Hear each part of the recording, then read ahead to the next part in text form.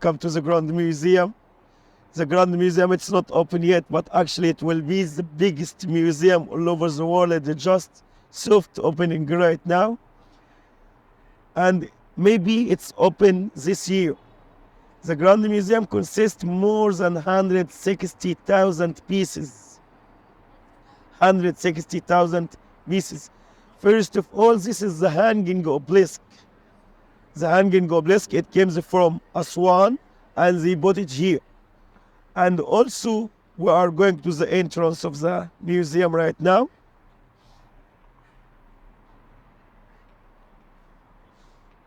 How tall is that obelisk? Obelisk, And that- it's a misala. How tall is it? It's about 21 meters. Yeah.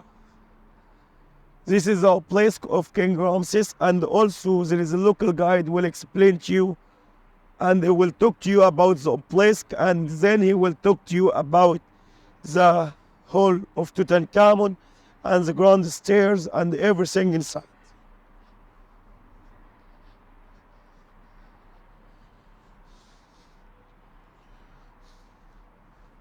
I will give this mic for the local guide also. When this I was don't know built, if it's allowed or not. museum, when this was built, this part of the museum, it looks quite new. Actually, it's a new one. It's, as I told you, it's soft opening right now. Ah, okay, it's brand new. And it's followed the UNESCO. Because everywhere they are doing renovation during this winter month, Yes, but this is completely new. yes. Here in Cairo, we have too many museums. The most famous one is the Egyptian Museum and the Civilization Museum. The Civilization Museum consists the mummies. Which, How- which is the best? Yeah. Can How you many? say which is the best? Yes. How This many? one or the other one? We just the best. Yes. Yeah. How many mummies in the Civilization Museum? There is about 22 mummies. Ah, okay. 18 mummies for the kings and 4 for the queen.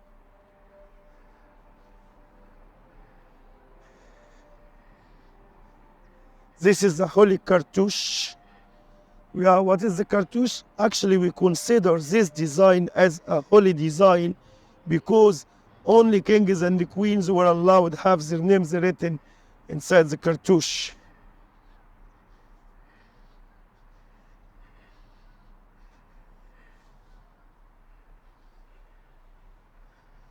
Come from this way, please. Whoa. This is amazing. This is King Ramses II. This one is discovered in Mitrahina or in Saqqara. It's a weight about 10. Is it made in one stone? It's made of granite stone. It's rose granite. But follow me please first, and then I will give you a free time to make around here.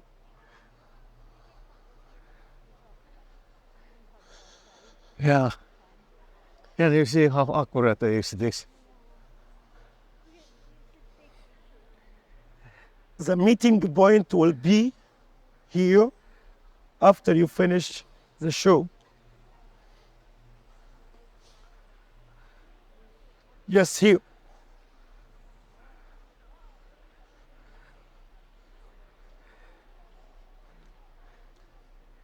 السلام عليكم. في شو هيبدأ 11 الا ربع. اوكي.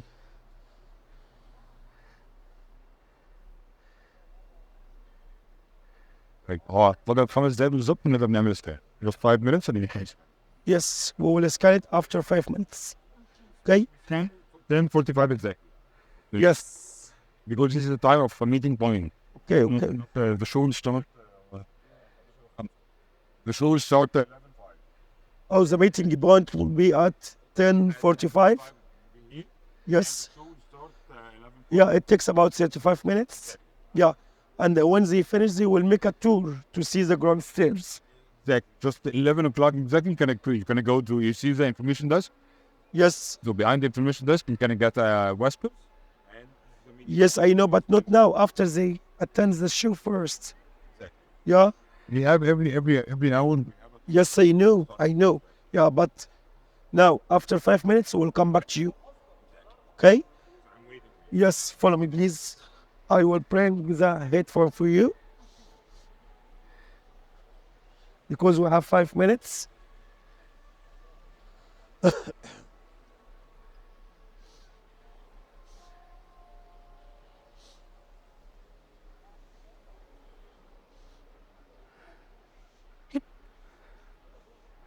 صباح الخير. السماعات لا لسه. الشو 11. The tickets please again. ما انا عارف. الشو هيبقى 11 الصبح. لكن اللي هتبقى معاهم. اهلا بيك الحمد لله. انت عملت تور هايل المره اللي فاتت.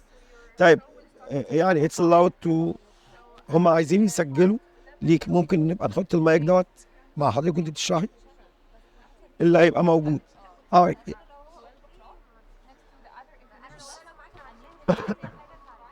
انا صوتي ضاح ماشي والله العظيم.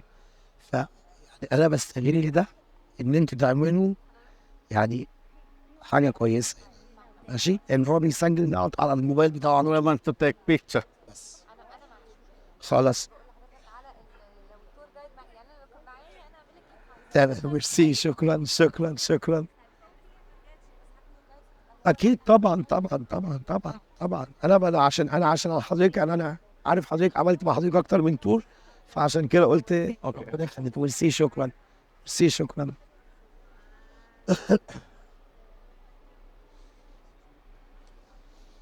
Excuse me. Yeah. Hey, give me the phone please. Come here.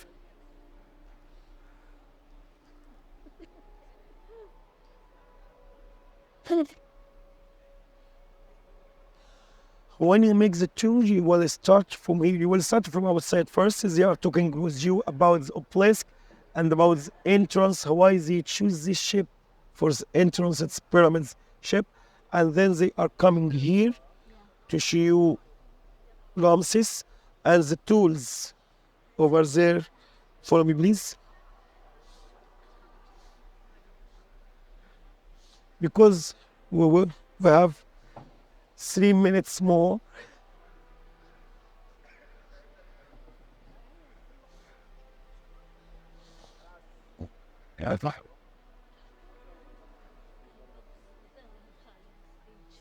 How big?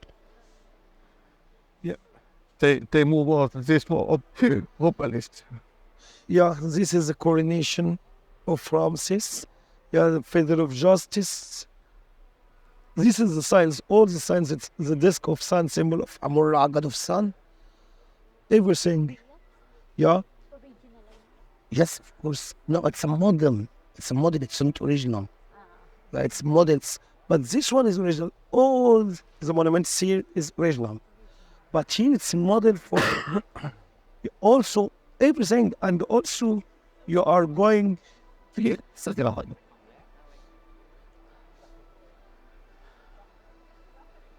It's another obelisk here, and the tour guide is talking with you about the obelisk.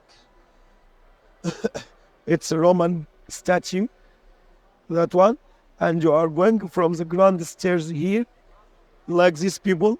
Yeah, with the guide also. When you are talking to the grand stairs, you will see most of the kings and queens, and also gods and goddesses. And in the end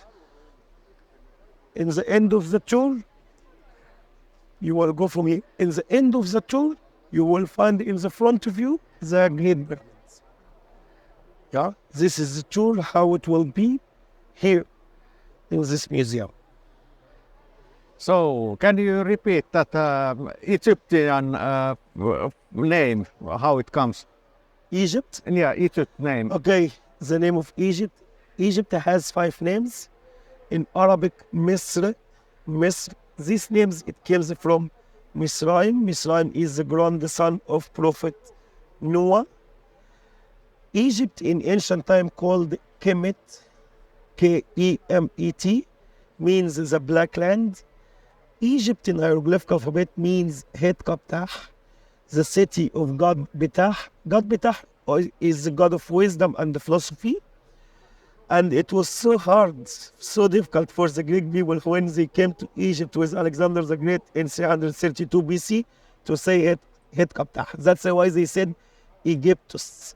And from Egyptus, all the Latin words, Egypt in English, Egypt in French, Egypt in Dutch, Egypt in Spanish, Egypt in Italian. This means Egypt has 5 names.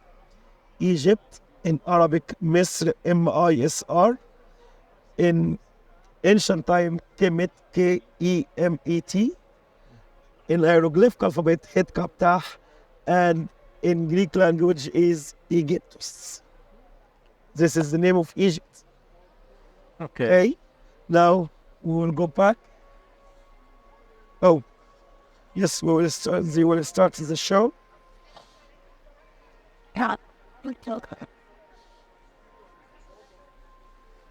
You will attend the show and you will come back to me. What's your name, sir? Yanni. Yani. You will attend the show. It takes about 35 minutes, and then you will come back to me. I will prepare the headphone, and I will prepare everything for you, and we will meet the local guide. Okay. هندخل Wow. 46 45 يعني Let's go. Where is your phone, ma'am? Yeah. Show him the phone and they will scan it for you.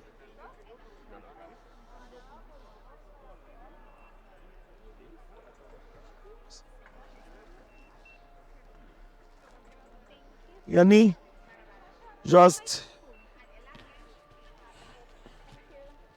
Thank you. yes. Because, no, here there is no guide. There is no guide. When you come, there is no guide. Yeah, this is the show. It's very interesting. It's amazing. This show, amazing. Yes, this is the best. You know, yes, and the grand stairs also will be very interesting for you. I hope you enjoy. Thank you. We'll meet together again. Okay? Okay. 35 minutes. Okay. When you finish, you will find me. Okay. Thank you. Bye.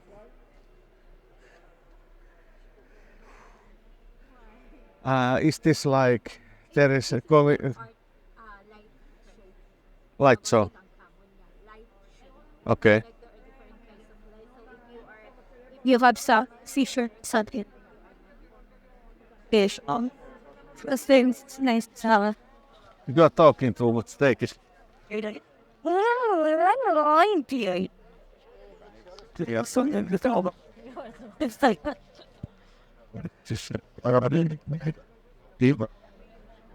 so as you can see there, it's the immersive exhibition. Exhibition discuss a story of Tutankhamun.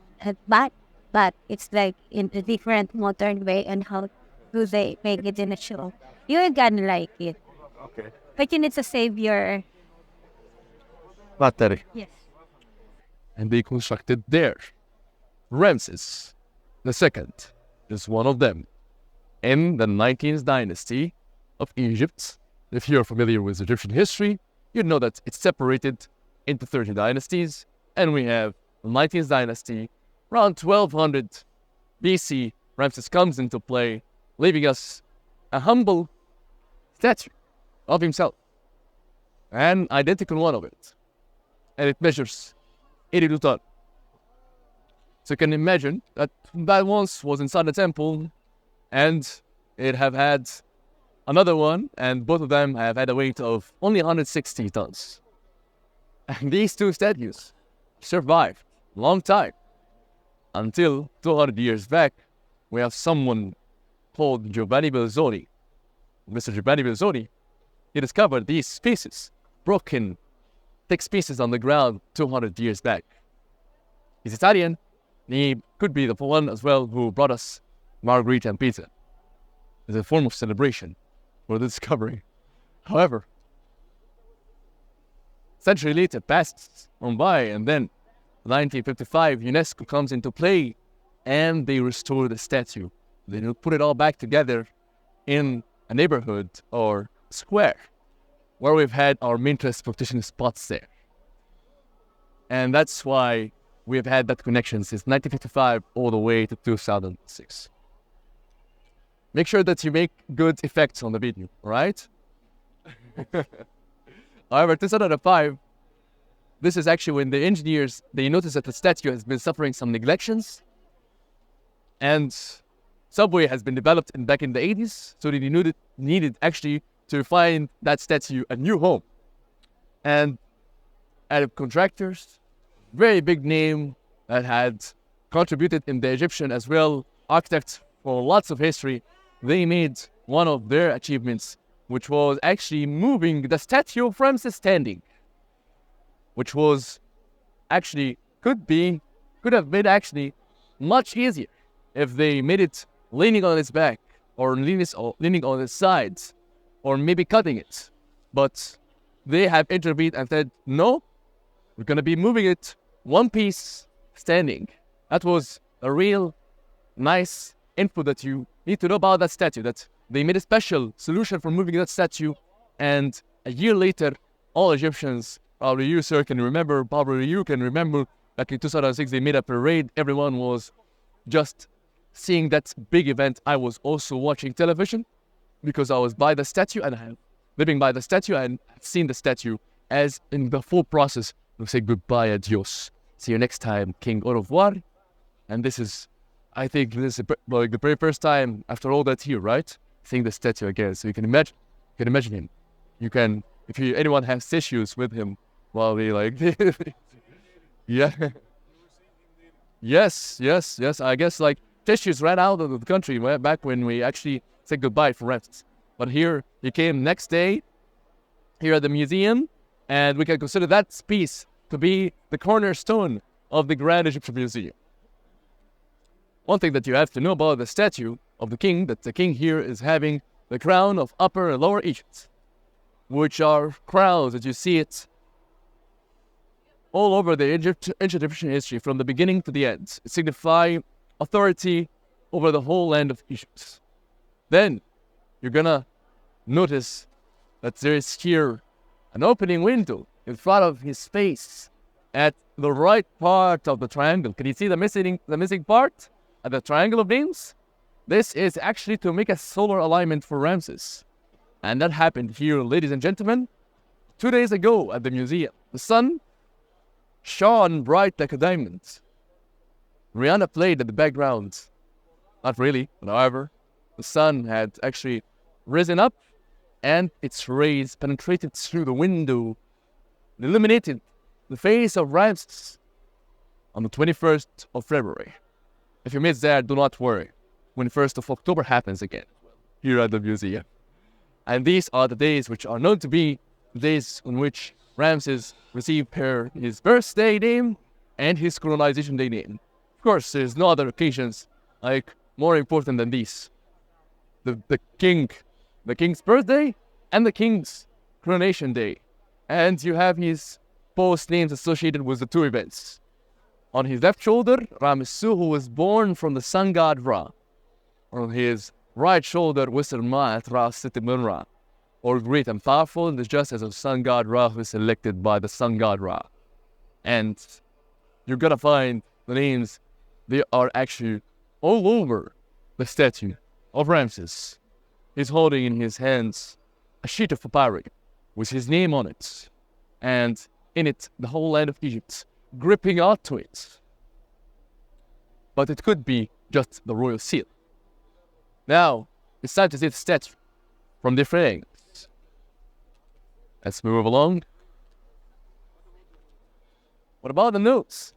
The other statue has the nose. It's a protruding part that easily can get actually destructed because it's protruding out of statue. Between the legs of Ramses, we have the son of the king, Khan Moset, known to be one of the earliest archaeologists. Because let me tell you, of an important information. Back when this king was ruling Egypt back 3,200 years back, pyramids were ready far beyond 1,000 years earlier at his time. So his son actually took care of his ancestors' tomb at his time. His name is Kha again. And he was a high priest in Memphis, the same site where actually that statue was there. And that's why you're going to find him by the king. Now, you don't really get enough from seeing that statue. Perfect with the tone, been to the gym quite a lot. Perfect diet is what you notice here on that statue. But however, as you're going around the statue, you see it from a different angle. What I'd like you to be a little bit to my right side over here.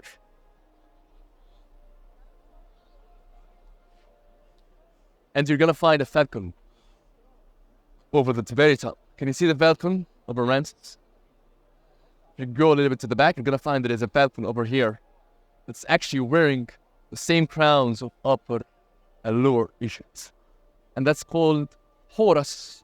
And that's what really explains why so much perfection in the statue, because actually there was a mythology. It goes that order had defeated chaos. The goddess of the sky have won the battle, established a unified country. And that's why, my lovely viewers, you have it over here, that the falcon is having here the crown of Upper Lower Egypt, and Ramses has in it a rectangle that says that Andaka Nechet Brimat, or the strong bull, the beloved of the spot. More explanation about the bull coming up next, after this quick intermission. Now,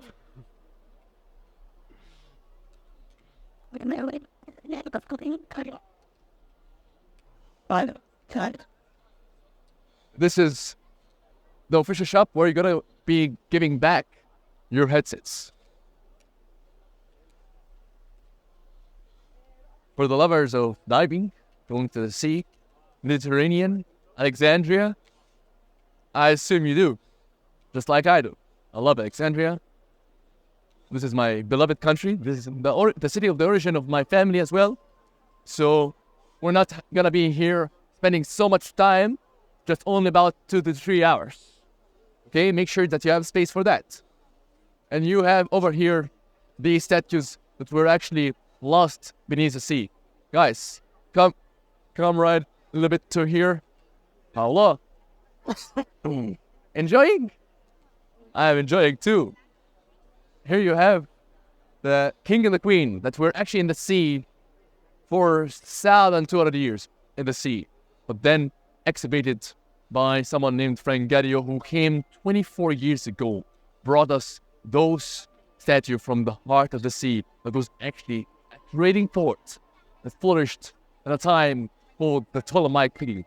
And the Ptolemaic period is a time frame in which these kings actually belong 300 years from the 3rd to the 1st century, starting from Alexander the Great, ending with Cleopatra VII. Those are unknown kings that are expected to be Ptolemy II or Ptolemy III, from how the king looked over here. Still, they are unknown.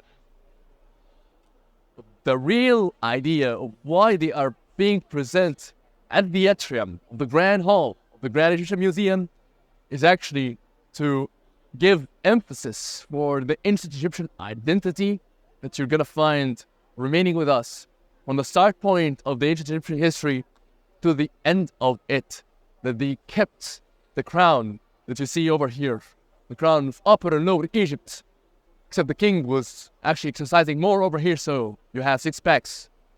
And the lady, the wife over here, actually this is the queenship attire and form of how they represented the crown, the wig, and the beautiful linen dress. Now, some more things to see at the grand staircase.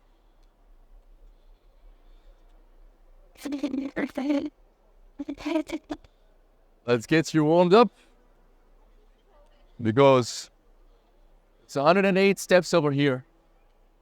but we're gonna count them all as we're going up. The Grand Staircase is a newly inaugurated site that actually talks about eternity, has all the activities in it. And eternity was an exclusive thing for the kings in ancient Egypt. There you have over here, a beautiful statue of someone called Thutmose III.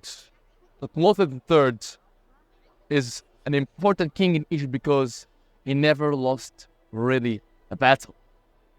He was a king who ruled 50 years in Egypt. We're not gonna dive very deep into biography because actually we're gonna see here scenes, and this is kings who were in charge of order in Egypt, and they were at the top of the hierarchy, and they're trying to make it to the afterlife, and it was an exclusive thing for them over here. And here you have symbols that are typical that you're gonna see with the seated kings that are with us over here, like the nime's headdress here, Max. The nime's headdress actually is just for royalty, and it signifies king as he's blazing like the sun. Noah, this is a serpent over here called the Uraeus, or also the Wadjet, which is the eye of the sun god Ra, which is protective for the king. It's a symbol for kingship, with all the kings over here. And the beautiful here, we can say this bull's tail to signify that the king is powerful, useful, still able to rule. Because all these statues don't have actually in them time that in which they made these statues for the kings. All of them show the kings as useful, and the tail over here shows them as young, powerful, fertile, still able to stay and rule. The throne that they're seated upon over here, and you can see this is a beautiful throne for Ramses over here. Is a throne of a god called Osiris, because in the ancient Egyptian mindset, before kings rule, the gods were ruling. Finally, the man who's over here is also showing us one of the typical way of kings represented. They're standing in the military form. If they're seated on the throne, and I've seen that as well with Ramses. And here is one of the kings that looking in his face gives you dread, and he is shown here as careworn. His name is Solisher III. One of his big achievements is connecting the Nile with the Red Sea. So you know that it wasn't really the idea of the French brought us the Suez Canal. Actually, ancient Egyptian in the past got for themselves another Suez Canal. And he had gave us a gift that he set the foundations for the territory of Egypt, as we know nowadays. Now, and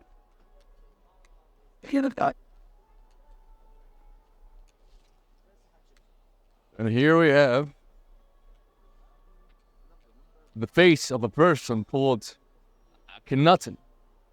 Akhenaten is also attempting reaching eternity. This king is an outlier among all his peers over here who looks very typical, but it's because that he started a revolution in religion and in art. You've had a weird art that wasn't as perfect. That's why his face is not as perfect. Looks a little bit alien, but they say that it could have been his real kind of face. And he also became the first monotheist in ancient Egypt. The first to say that I'm worshipping just a sole god called the Aten. However, it was for his favor. He was his prophet and the son of the Aten, along with his wife Nefertiti, who was also a prophet with Akhenaten. And that religion didn't really haven't been accepted much by the Egyptians. And then afterwards, they started to change it and revert back to the original kind of religion again. But now, we see kings in different forms, a family of kings over here. Excusa, this is here. Who did that? So we have over here a family of priests. I would just request you to go a little bit up to there so we can see here the perfect masterpiece. And we have here Wasir Khiperura Mriamun. This is actually the name of someone called City the Second that we have in that section. These are titles of the king. And you have over here also another king. All what you find over here also on the pole that he has, it is actually in his hand, is his name and titles. And these are kings who are priests. If you actually are talking here about kings, they were not just only kings, they were king and priests at the same time. And to distinguish themselves because they were above the priests themselves, you would find that they are actually wearing wig over their heads. Not the nimestä, because generally priests would be bald and in their natural form, but king's priests were much different. They would wear that wig to give them upper status for the priests themselves, and still you're gonna find here the serpent. That's again a symbol only can be found for kingship. And at the back here, the king is having the figure of the god Amun, who was a prominent god. And this statue actually replaced the presence of the king when he was actually busy with other affairs outside. These statues would be there. Hence, the king would say that I have celebrated the religious festivals of that specific gods and made them satisfied. And to make the deities even more satisfied, they made them houses. And this is the second subject, which is divine houses. The divine houses in ancient Egypt have had some elements. And these elements we here try to tell as we're going at the second subject. As you're going, you're going to find that beautiful sphinx that's down there. And the sphinx is for the king called Amenemhat III. And sphinx statues, we've had multiple of sphinx statues, thousands and thousands of these. These were protective elements. It's Shisib or the living image of the king that's carrying the presence of the king and also making him looking like a fierce lion who's protecting the sacred houses of the gods. And now, you have over here some obelisks, fragments of obelisks. And these obelisks used to be usually an element for the kings and the queens to brag about themselves. And that obelisk over here, that tip of an obelisk is for a queen who actually made lots of obelisks. But however, this is an obelisk that didn't really survive much, but it was an element for her to brag about her time. It was an element for dispensing the power of the rays of the sun. So on the very top of the obelisk used to be gold. Gold was mixed with other materials. The sun rays would fall on the obelisk and dispense actually its power. The power of the most important god among the ancient Egyptian pantheon, sun god Ra. On that obelisk over here. Now, inside temples you see other elements, which is these beautiful rectangular boxes that are open from one side. You have the name of a king called Nectanipal II. His name can be found over here inside these cartouches. All of his title is being written on both sides. And over here, it was a sacred naus. This is actually where you put the statue of the god inside. And the statue of the god was made out of gold and sometimes granite and precious materials. Of course, we do not have the statue here because Egypt were also through some chaos in its history. So the sacred statue of, in that case, god called Tut, is a god, the ibis, with this bird that has a peak. They associated him with the sacred writing, with knowledge, and the statue would be there, closed on it, and the area here would be just only permitted for the king or the priest. You're permitted here because you're with me. I'm putting away the curse of the pharaohs. But however, the statue of the king will be here, be getting out and perfumed with lots of perfumes, incense, also lots of offerings being rendered to the god who's over here. Speaking of the gods, we're just about to see them now. Here. There you have Amenopis the Third, Amenhotep the Third, was just seated by the side of this falcon-headed god called Ra-Rakti. And these are actually the god of the sky and the sun god together. But they take this image of the falcon, and the Egyptians have noticed that actually the falcon is the dominant in the bird kingdom, doesn't need a nest. He is excellent in hunting. That's why they associated him with the god of the sky.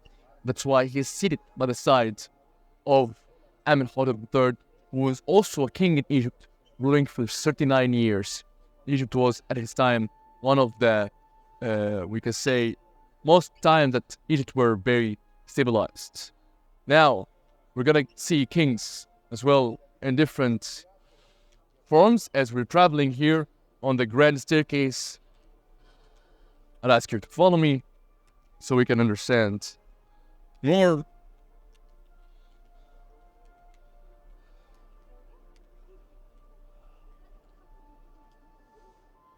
As you're going up, you're gonna find a statue at the second step over here, and the statue is for a triad. And the triad is called the triad of Ptah and Sekhmet. Ptah is a man over here with the stick in his hand. Sekhmet is a lioness that you can see. Sekhmet is the goddess of war.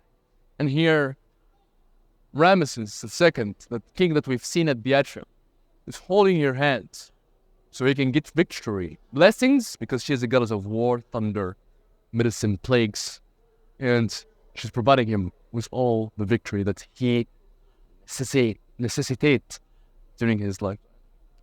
Then, you're gonna find here a little bit forward that Ramesses is behind him, a lady. And there's actually also another goddess of war, because he went all the ways to Syria. She was a Syrian goddess of war, and he made her a temple over here in Egypt. And now, we venture towards eternity. If you want to take the tribulator, no worries. But here you're gonna find here the developments of religion in Egypt, how it actually merged together. So you have here the god Serapis, who actually a god of the underworld called the god Osiris, merged with a god called Ptah, and that later on became Serapis, which was actually a god worshipped during the Ptolemaic period. So here you have the influence of ancient Egyptian gods over the Ptolemaic culture at the time. But now, all of that has been documented. Kings have established temples, and they have written about their accomplishments. But now, they are venturing toward eternity. And now, they need to maintain their bodies inside these stone sarcophagus that you're gonna find on both sides over here to maintain the body of the deceased. They were simple sarcophagus from Old Kingdom. Those two are simple sarcophagus. But these sarcophagus, later forward, they are taking the shape of the deceased person and having all sorts of elements that can protect the dead. So it's now taking the form itself and has all sorts of inscription that can assure resurrection and eternity for the deceased person that has been buried inside these stone sarcophagus. But then you go up above towards the ends, climbing as the kings were climbing their pyramids to try to be united again with Ra, sun god Ra. In this eternity scene that you have in front of you, overlooking the pyramids itself, as you can see, beautiful view. There's also a flight over here. There's an airplane at the air. But you have the beautiful view of the Giza Plateau that is also going to be accessible. Next time when you visit here at the museum, during the main hall, the 60,000 pieces is actually found on our right. 60,000 pieces again on a massive area of 18,000 square meters. On the other side of it, you're going to find King Tut's treasure. And it's a full treasure for the very first time in history since the discovery of the tomb back in 1922. Ladies and gentlemen, I know that you have all scattered and you have all ran for taking some pictures and you've forgotten about your tour guide over here. Don't worry, I'm not feeling bad. That happens a lot. But at the end of the day, that was a tour of Paula, Max, and Nua, right? I was their tour. Hope that you've enjoyed it. And I hope to see you again at the Grand Egyptian Museum. Thank you so much. Appreciate it. Enjoy your time. Enjoy taking some pictures. And enjoy as well the rest of the Grand Staircase. Enjoy your time.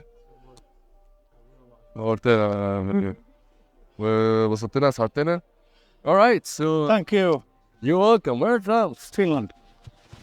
Finland, yeah. Alright. Was it nice kind of experience? Yes, it was. Yes, it was.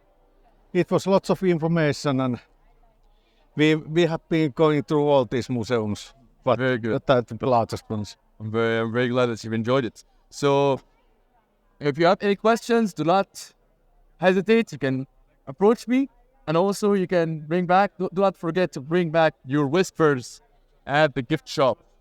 Right? You have question? All right. I'm from Japan. I saw a lot of Japanese in here, so I just curious why they're really Japanese. No. But I want to ask you for the question. Were you able to hear me all the Yes, time? yes, The whispers? very good. Very good. So why there's lots of Japanese? I don't know. I believe that's a season history here. Lots of companies on. Yeah. Because Japanese, because it's actually the Japan, right? Give it grateful on the.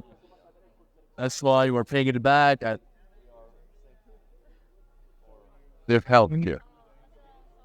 After they open it clear, like very kind of like weird. Yeah, they're not. Yeah.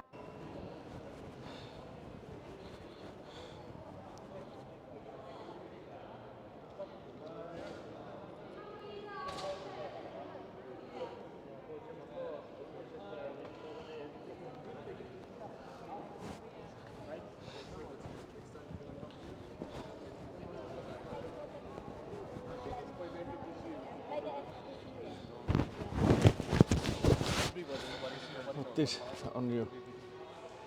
What is your TikTok channel name? We have many I channels. have many. Really? Yeah.